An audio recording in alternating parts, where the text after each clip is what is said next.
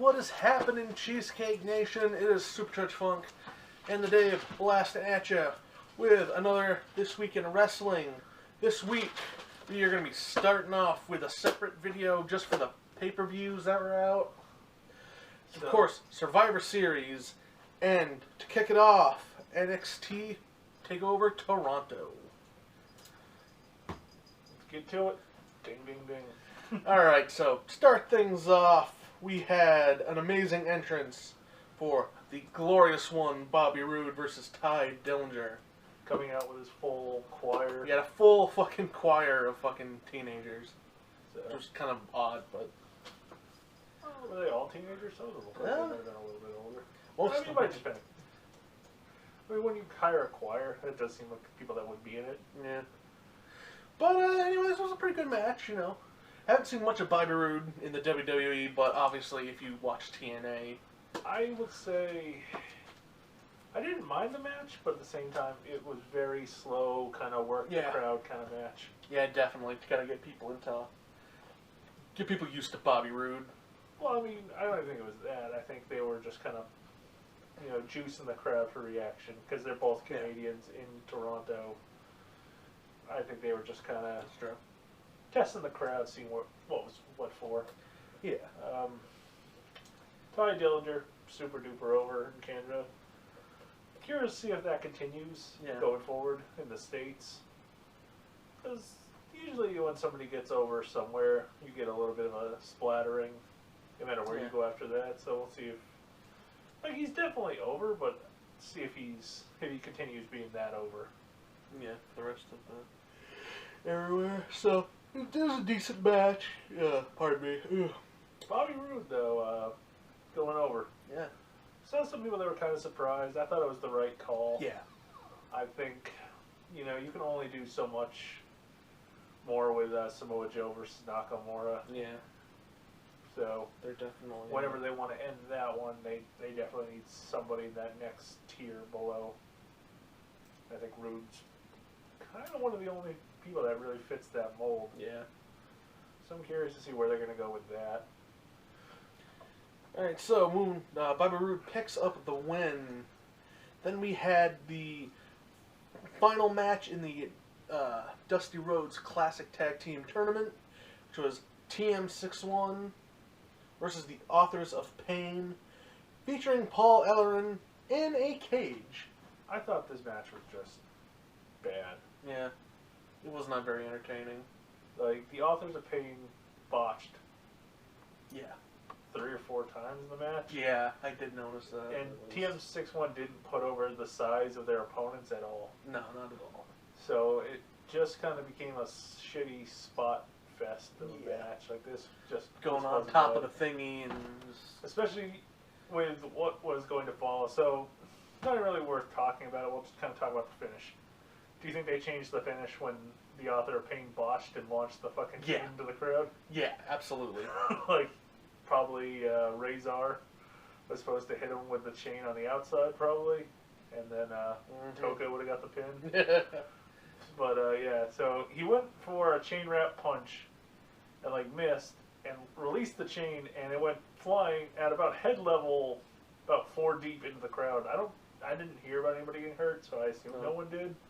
Somehow, luckily, because it was a pretty good sized chain, and a little bit of a kayfabe stretching to believe the referee didn't hear a chain fall out of the sky. Yeah, I know, right? Like, what was that? Did a bird fly in here? Was that my watch?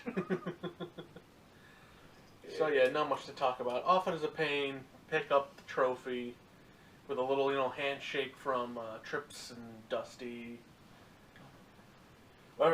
Dustin. Sorry, I'm sorry. The ghost of Dustin. Is that not dead, sucker? It's all been a prank, baby. Hit the rib. On the Gotharethan path, if you will. So yeah, I wasn't a big fan of this, but it immediately followed was the other one, right? The other tag? Yep. Much better. Yeah, Revival and DIY. We used the match everyone's been waiting for. So the match kind of got off pretty quick, but it was very quickly the first one. Yep. So it was I think what to call it, kind of a launch from the apron into the ring, that spear. Yeah. And Scott Dawson caught him, popped him up into the Shatter Machine really quick, showed the dominance on the Revival. So, really good putting over the current champs.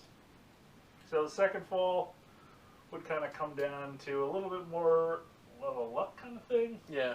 A lot of moving parts. But DIY hits their finish, which I don't think they've given a name to. No, I don't think so. Well, I'm just going to call it the big splatter. It's kind of a running knee plus a super kick, so splatter. So DIY hits that, they get their first one. The third fall I had a little bit of an issue with. Yeah. Alright, so what had happened effectively was the Revival were working over Gargano's legs.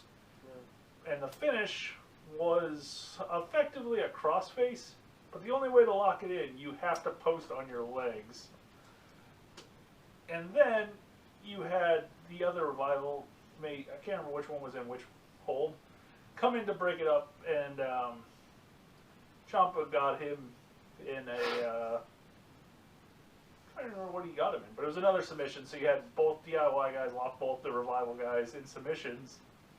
And I'm a rules guy, so in my book, that should have been a distraction, and that's how you book it from there. Like, the referee tries to break up the other one, you assholes gotta get out of the ring, and then, obviously Revival guy's like, oh shit, I'm getting out of the ring, but then as he's getting out of the ring, he thumbs the eye of Gargano or whatever, and that's another screw job finish. Yeah. But no, the referee was just like, okay, you're both legal apparently. So, I don't know. Just not the way I like it. Yeah. I wouldn't have booked it that way, that's just me. Yeah, at the end of the day, DIY becomes the new NXT Tag Team Champs, and hopefully the ratings, the Revival will get pushed up to the main roster sooner rather than later. Yeah, I wouldn't, because the next big pay-per-view is Japan. I think it's Osaka. I might be wrong. I can't really remember off the top of my head where it was. I think it was Osaka. But, yeah, granted the Revival will be over in Japan, but it's not like you need to keep them there for a Japan show. It's not like Nakamura. Yeah. Like, you wouldn't want to be like, oh, later Nakamura, go to Japan without him. So I wouldn't be surprised to see them show up pretty soon. I kind of have a feeling they might play spoiler to the New Day. Maybe. In my heart of hearts, I want to believe. Yeah. But I haven't looked at the days to see if, like, because WWE does like to do the, if it lands on the day, the screw thing. It's like, oh, as long as I win tonight, I break the record, and then you lose. It's like, oh. So, like, you'll beat the Valiant Brothers, so. But I don't know. We'll see what they do. That's kind of my guess, because I think Raw is really needing a new tag team. Right.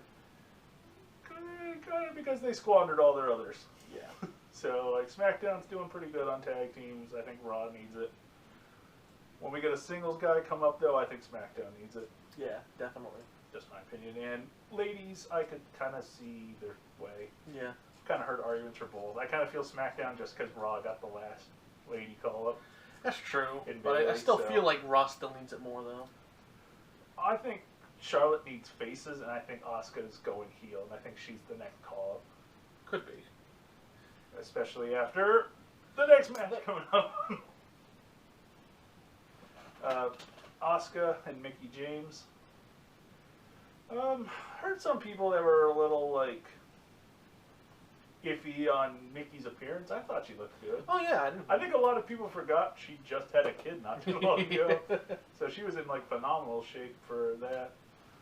Yeah, so you gotta cut her a little bit of slack, but either way, I still think she I will looks good. say she was a little on the slower side compared to Asuka. Like, Asuka works kind of a quick match, and I think, I don't know, I think Mickie was probably calling as the veteran, but it just, I don't know, it didn't really work to Asuka's strengths. Yeah.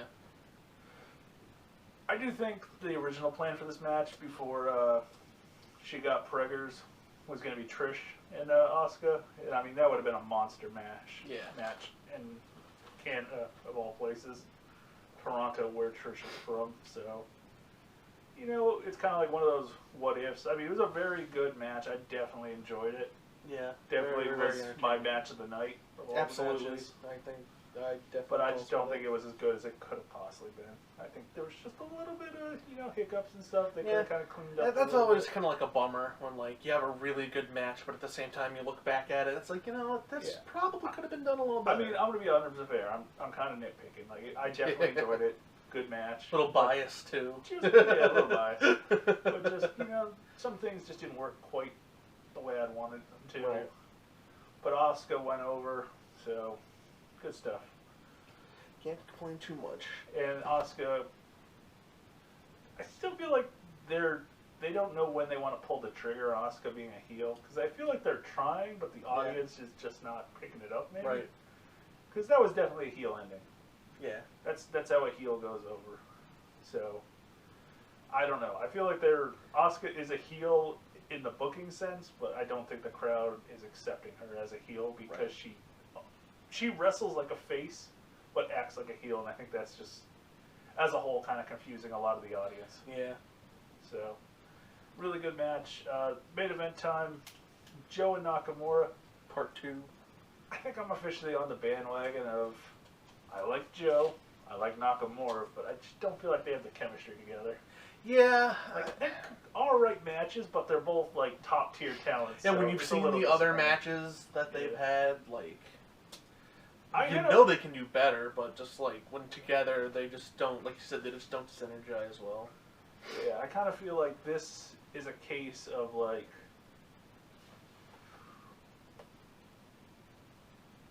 Seth and Finn, but granted Finn was hurt. Like, you had two top guys, like, some of the best in the industry, and they had a match, and, like, it just wasn't that good. Granted Finn got hurt pretty early into the match.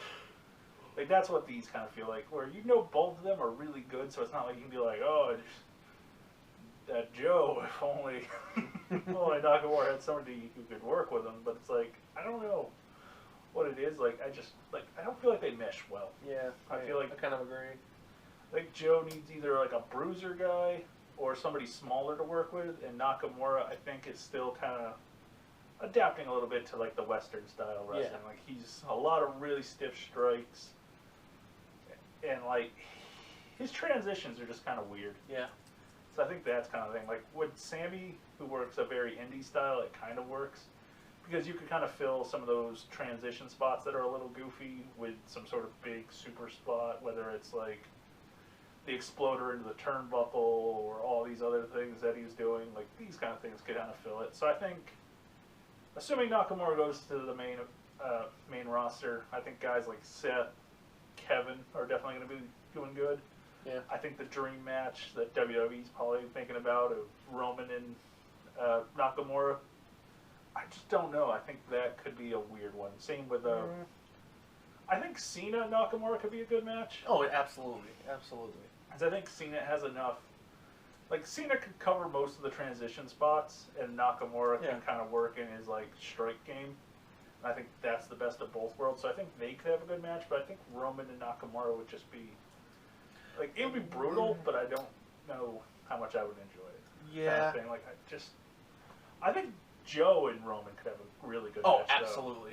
Though. I think like those guys just working like a real brutal. Let Joe just grab his ass out of the air. Though I do really want Joe to go to SmackDown. But assuming, all right, so let's talk about the main event, and then I'll go into future booking ideas. All right, so you had Joe and Nakamura. Nakamura hits his Kinshasa to the back of the head of Joe. Joe kind of like fell onto the ropes and kind of pulled himself out of the ring, which is, smart veteran thing. After that, Joe went with the old tried and true Undertaker special, the dick kick, followed by Uranagi onto the steel steps, which is what took Nakamura out in the first place. Rolled him in, then muscle busted his ass for good measure, and got he reclaimed his title. And they've already made the rematch for the Osaka, I believe. Yeah. Don't fucking kill me if you're like, no, it's not Osaka, it's going to be some other place. In the wherever in Japan. Yeah, in Japan. I don't think it's a TakeOver show, though. I think it's just I think it might be like the Beast in the East show they did. Could be. Because I didn't think they said. I can't remember. Because I think it's like every 3 months is a takeover thing. I think there's only 4 takeover specials a year. And I think they were saying it's coming up in like a month or something like that. So Yeah, so it's probably not TakeOver. But I think it's something special, Beast in the East probably kind of thing, and they'll just kind of tack that onto the thing. So my assumption is, instead of just continuing this feud forever, I got a feeling it's going to be a loser leaves NXT match. yeah. And I think Joe loses, Joe shows up on SmackDown, because I think putting the Revival on Raw gives them a new tag team to work with, and putting Joe on SmackDown gives them a new guy to work with. Just some fresh blood, because that's really what SmackDown needs. And then hopefully by the time Mania rolls around, maybe we'll do the secondary drafts where you can get some trading around and just kind of freshen up everything. Because that's kind of my one downside on SmackDown is you kind of hurting in the mid card. Like they need bodies bad on SmackDown, because you have Kalisto, and he's feuding with Baron Corbin, Dolph, Miz. Who else in the mid card on SmackDown? And then you have like Wyatt and Randy and Harper that are just kind of like doing their own thing effectively. You have Kane, who doesn't seem interested in any titles. And then you kind of have like the top of the card with AJ and Ambrose. And that's kind of what the entire roster feels like. And then a bunch of tag teams and the ladies. I don't even know if there's anybody else on SmackDown. Like, I almost feel in my heart, and I hate to suggest it because I hate this, but I feel like they need to break up some tag teams just to get some guys in the mid card. Cause I figure they'll do that once like Heath and Rhino break up. Yeah, because I assume Rhino's on a short-term contract of some variety. So they'll probably, once they lose the titles, they'll. I feel like he's a much better tag team guy though than a singles guy. Maybe Heath's offense is just kind of goofy. Everything about Heath is goofy. Yeah, but I mean, like, he throws kind of, like, he knows how to punch, but he throws kind of, like, goofy worked punches. But, alright, guys, so that was TakeOver. We'll be right back after a quick second with Survivor Series. Alright, guys, it is now time for Survivor... God damn it. I'm keeping it in. Alright, for Survivor Series. And so, starting off was the women's Survivor Series match. I gotta say, I thought it started out strong, but yeah, it kind of faded pretty quick. Yeah, so in order, it went Carmella, Alicia Fox, then Naomi, then Sasha, then Natalia, Nia Jax, Alexa, then Becky. In terms of eliminations? Yes. Which means, and I swear to Christ, if anybody else says Soul Survivor, because no, you can't have 2 Soul Survivors. Your survivors, Charlotte and heel Bailey. It's really weird. This was bad. Like, towards the end, where like Bailey kept like kind of interfering, but like that's not in her character at all. And like I felt like this match needed just a little bit more time at the end. Yeah. For like Becky to get her fire in. Yeah. And then like just kind of be overwhelmed by the 2-on-1 advantage. Like I felt like Charlotte should have tagged out instead of Bailey tagging herself in. Yeah. Because that put the heat on Bailey instead of Charlotte being like, you know, you have your competitive match, they're both kind of injured, and then she tags out, and it's kind of like, oh, she's an evil cunt. She didn't want to see who was better. Alright, so at the beginning, obviously, Nikki was supposed to be in the match, and I found out that she was not, in fact, this wasn't like how they did it with Randy Orton, where he got injured, so they just made up something on the fly. This was planned. Like, they meant for this to happen, and for, like, a storyline. So, a lot of people think, obviously, oh, everyone's going to assume it's Natalya. Yeah. Or Carmella. Yeah, I mean, obviously they're making it seem like Carmella, she's like very adamant that it wasn't her, because normally why would she not want people to know? Yeah. Because that's like been her whole thing. So a lot of people are thinking maybe they'll make it be Becky later on, like a few months down the road, and they'll reveal it was Becky, and she's jealous that Nikki became the captain despite the fact she was the champion. And maybe we'll start going to a heel turn. But I feel like they need Becky as a face. Yeah, that's my only problem. Like, I wouldn't mind it so much, but like you said, they kind of need her to be a face. Over, but she's not over at the same time. Like, her entrance is over. Yeah. But as like a character, I don't think she's quite that over. And Yeah. she's just not very good on the mic. No. And Nikki gets a strong reaction, but it's also kind of mixed. Like, she definitely has her detractors, so I feel like you can't have her. Like, Becky feels like the only person that can lead up the division. Yeah. So I just don't see anybody else on SmackDown that could take that spot if you turn her heel. Yeah, I totally agree with that. So, I don't know. If I had to predict, it's going to be one of those things in wrestling history that just is never explained and they never bring up again. Yeah. All right. So obviously after Daniel Bryan. So after the match, Charlotte started to beat down Bayley. We'll get into it. Did I write anything here? I don't think they actually brought it up on SmackDown, or Raw rather. They kind of did, but yeah, they didn't really do anything with it. There was not like a... Yeah, like I was a little surprised because I was thinking, oh, we're probably gonna get like Bayley. They're still trying to figure out what they're gonna do because they have so many moving parts in the women's division on Raw, where like they don't really seem to have a set idea. Like they want to continue the Sasha feud, which after a Hell in a Cell match, where do you go from there? You can't ramp up from Hell in a Cell. What are you gonna have, an actual death match? Like, we can do Mortal Kombat and the loser has to fucking get absorbed by fucking Shao Kahn. That's how it's gonna happen. Like I feel like Sasha should have missed this pay-per-view, and it should have been maybe Emelina. See, they should have done the opposite. Like instead of SmackDown, fucking it should have been Sasha getting hit, and then have Dana Brooke be brought in. Because like you have so many competitors for Charlotte, but none of them are built to be above the other ones.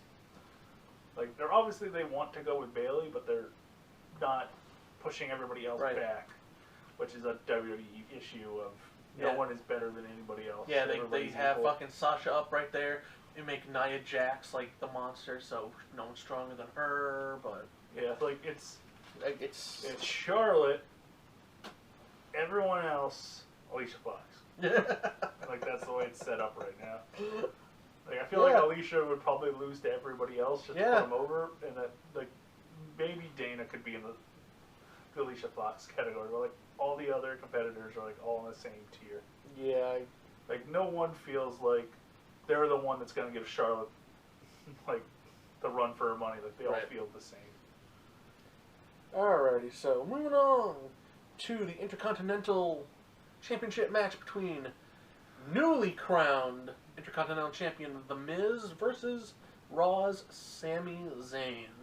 How did you like this match?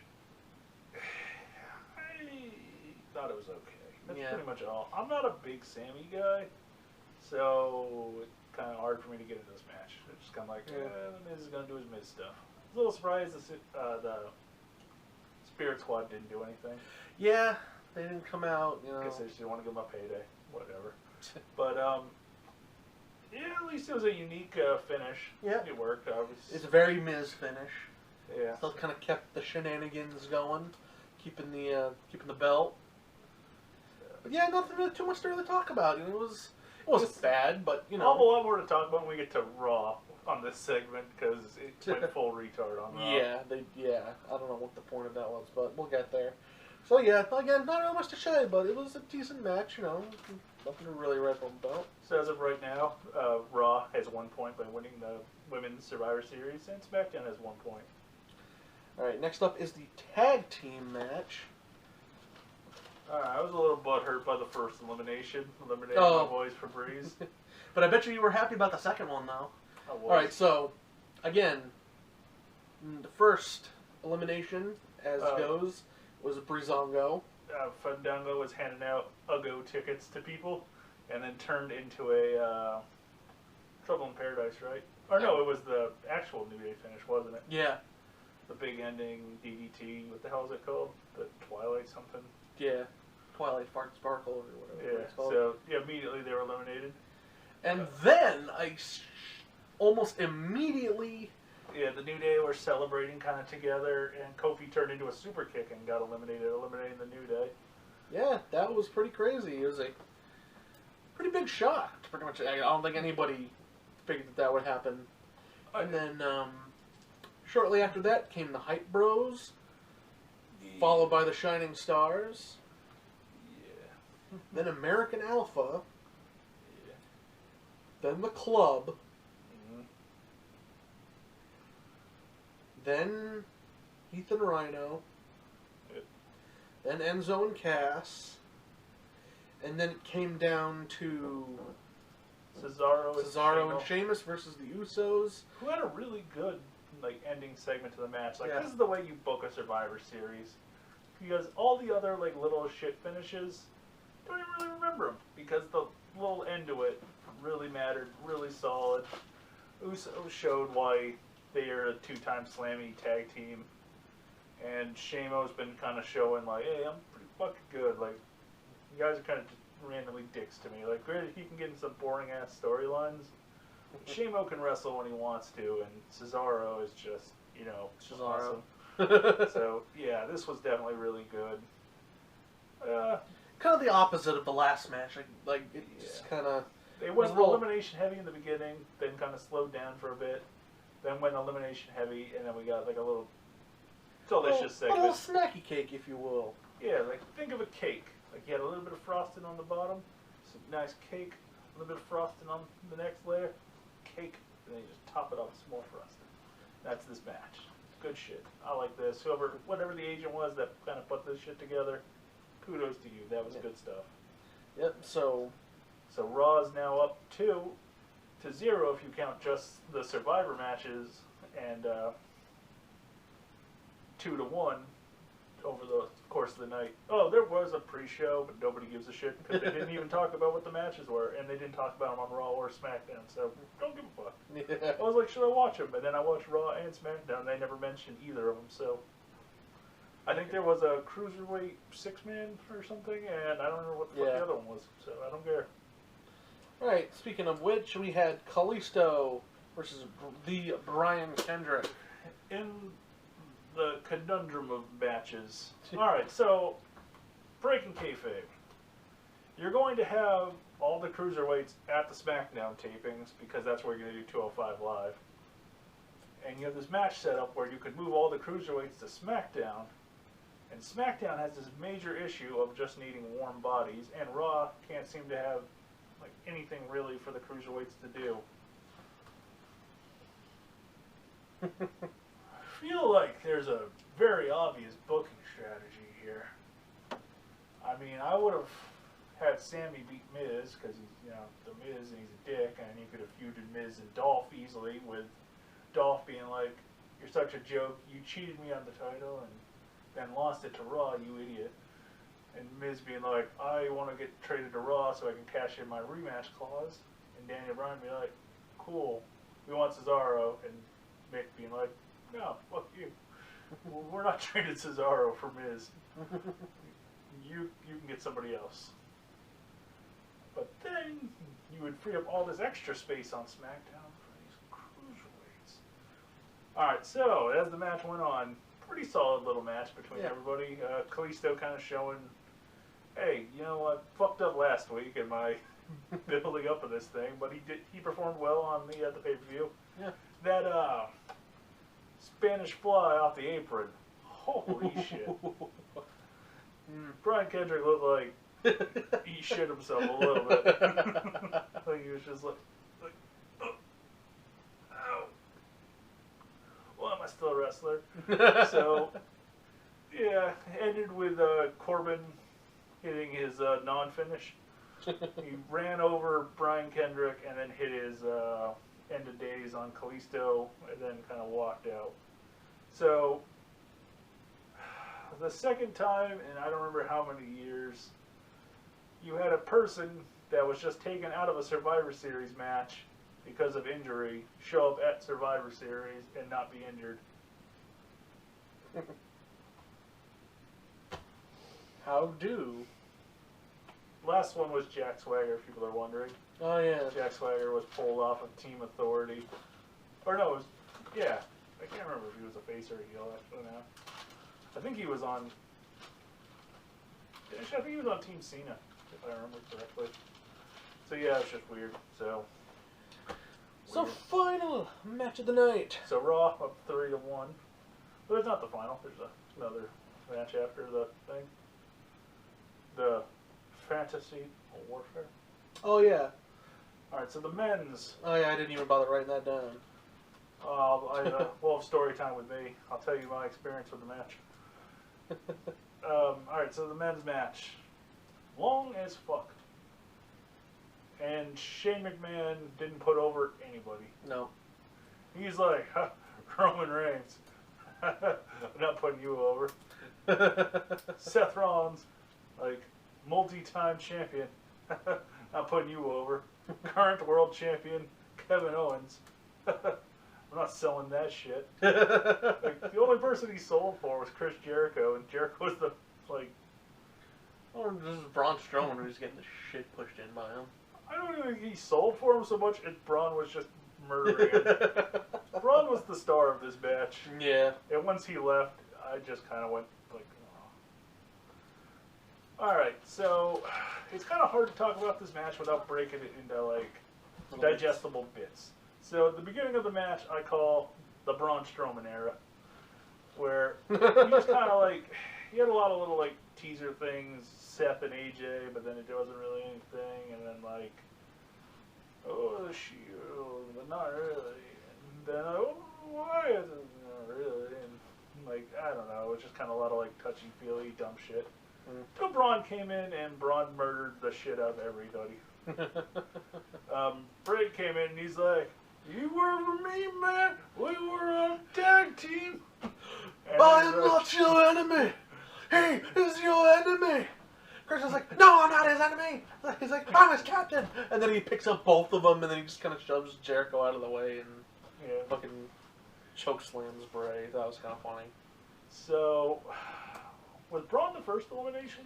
No, he was the second. The first elimination was yes. Dean Ambrose. Yep, Dean catching that fucking, that Dickens from AJ. He was eliminated by, do you remember? Fuck if I remember. Yeah. Like, this match went on so long, I felt like I died and was, like, reincarnated during this match. Yeah. Alright, so, I mean, just the way it went Dean, then pretty much everybody ganged up on Braun. Yeah, and Braun was still kicking their ass. And the way that they eliminated Braun was kind of awesome. James Ellsworth just kind of... Oh, we gotta talk about everything. Alright, so the Wyatts yeah, we kind of have both took out Strowman. Randy hit a RKO out of nowhere onto the table. The table did not break. So they picked him up, held him on the table, and you got the Shane McMahon jumping elbow spot. Remember that word?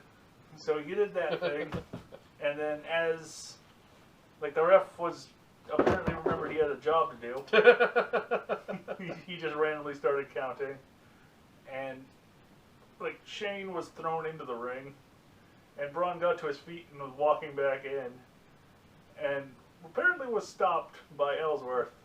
Somehow. So this is the first of major issues I had with this match. I'm just going to put a pin here for you guys. Just remember I brought up this spot. We'll talk about it a little bit. Pin in it. Golden pin, glowing. Blink, blink, blink, blink. Remember it. Alright, so because Ellsworth was holding on to Braun Strowman's foot, Braun Strowman gets counted out.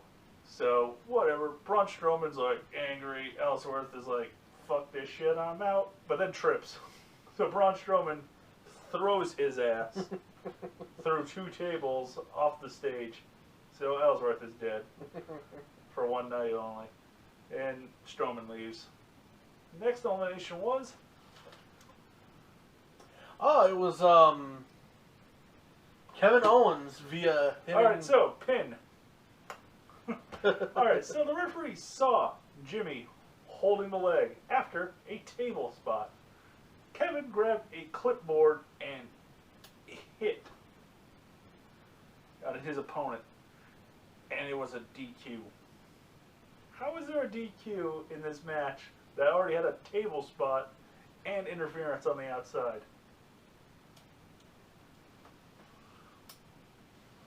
This wouldn't even be the last time there would be a weapon spot in this match that didn't result in the DQ. Like, there's like random countouts, despite the fact there's like very long segments being outside the ring.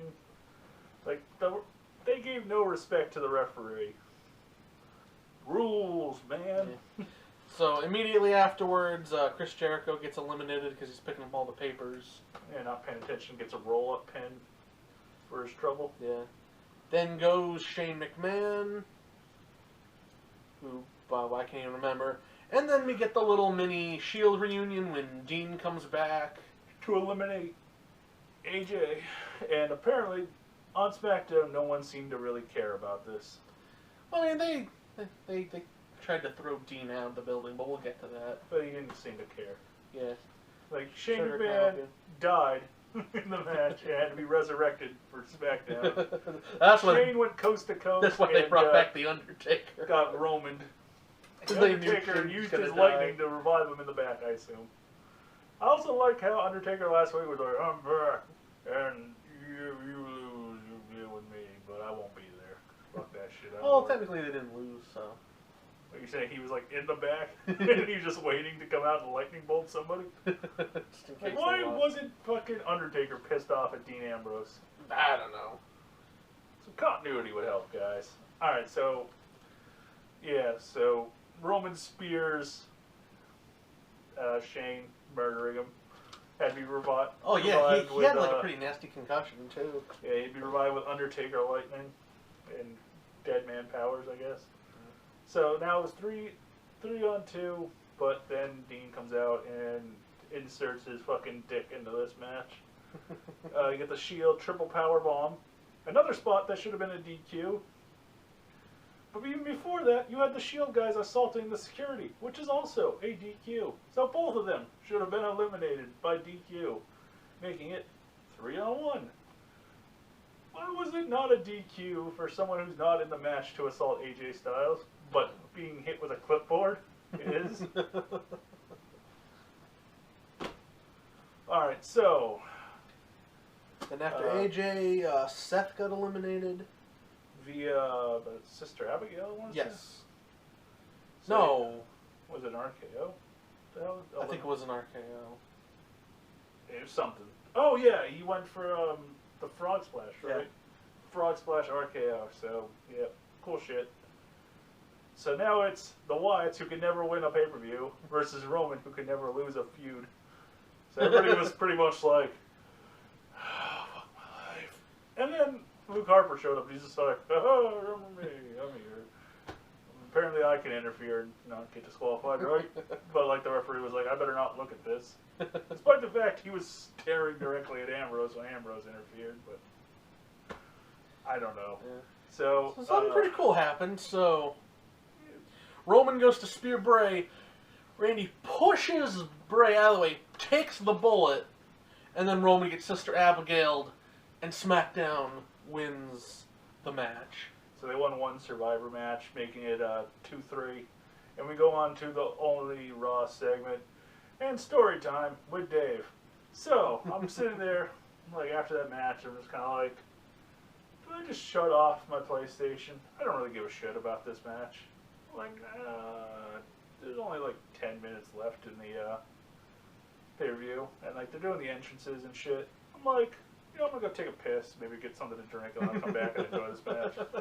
So I've got Bluetooth headphones, so I got them on, going to the bathroom, taking a piss. I can hear like the match, and I can hear Maggle Cole. It just helps me release fucking fluids to hear Michael Cole talk. The waste of my body exits faster when I hear Michael Cole talk. So it was like, hey, hit him with a spear. And then another spear. And a jackhammer. Ding ding.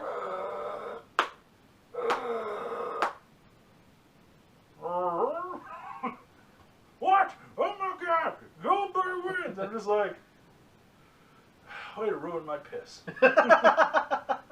So now I literally, like, washed hands, come out, like, the pay-per-view ended with time still remaining, and, like, all of a sudden it's like that new animated show, and I was like, I want to watch this, and I was just like, no. I fucking hate you, WWE, right now. I turned it off, and I was like, I'll watch this later, and I haven't gotten a chance to, so I'll eventually watch it. We'll give you guys a review on it. But I was just like, gotta put over young man Goldberg, I guess. Makes sense. He's got to probably lose to Triple H sometime down the line. He's like, oh, Sting was injured. WCW back for revenge 15 years later. Get him, Trips. Bow down to the game. Am I the only one that remembers that, you know, Seth and Trips were in a feud? Oh, yeah. Months ago, they keep kind of randomly bringing up, and they're like, yeah, we're going to do something? Yeah, fuck no. And it's not close enough to Mania yet. That was my reaction to Survivor Series. Yeah, I've heard a few different things about why it went down like that.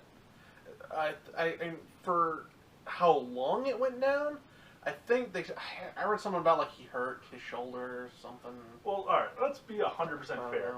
In his 100% prime, Goldberg was incredibly limited.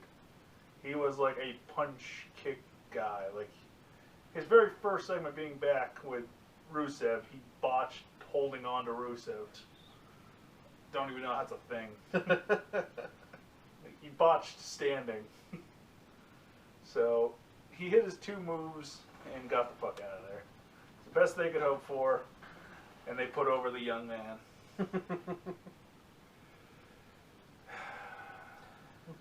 So, it's going to be weird to see what they're going to do down the line. I mean, I'll just use this to spoil the opening segment. They were like, oh, yeah, he re-signed, so yeah.